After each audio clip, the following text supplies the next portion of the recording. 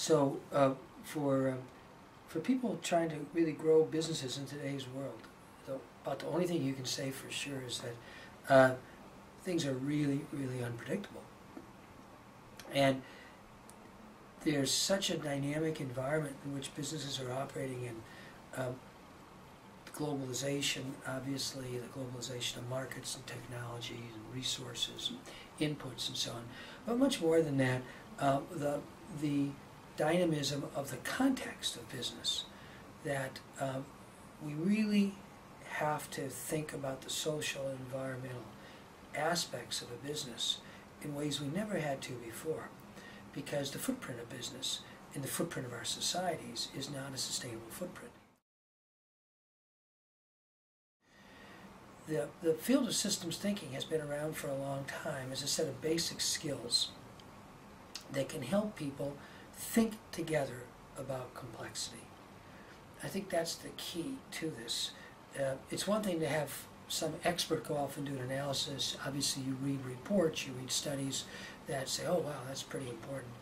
But it's almost impossible to have that kind of information have any impact in an organization because it's just ideas, just information. The real key to any learning process is how people become more aware of the way they are currently seeing the world and gradually start to develop a more appropriate or more sophisticated or more interdependent and systemic way of seeing the world. The systems thinking tools that have evolved over the years, and especially the way they've evolved in education, have really become more and more sophisticated as participatory, model building, thinking together tools. And I think this kind of tool is virtually unknown in most organizations, most businesses, and it can have enormous impact. One, in terms of building a new skill set to think systemically, but two, and if anything, as important, people actually thinking together differently about a very complex, uncertain, evolving environment like all businesses work in. I've worked with Tracy Benson for 20 years, and I've found her to be just one of the most skillful teachers of these basic tools. In a way, probably there's no better training ground to become a great teacher than to work with teachers and to work with kids and to work with teachers who will work with the kids. So by covering that whole gamut, she and a lot of the other master teachers in the education work, systems thinking applied in education, have become, if anything, amongst the best facilitators in any field.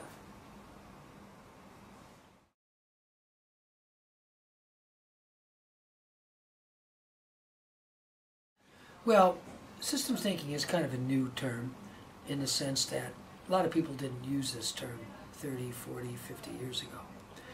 I actually think it's kind of shorthand for intelligence, because I think what it means to be intelligent is to kind of see a field of things going on so that you can see what you really need to do.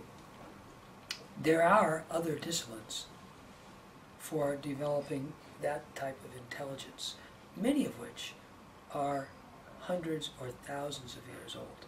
If you think about it, human beings lived in the natural world for most of our history. We were much more embedded in the natural order. So learning how to think like nature operates was critical to us.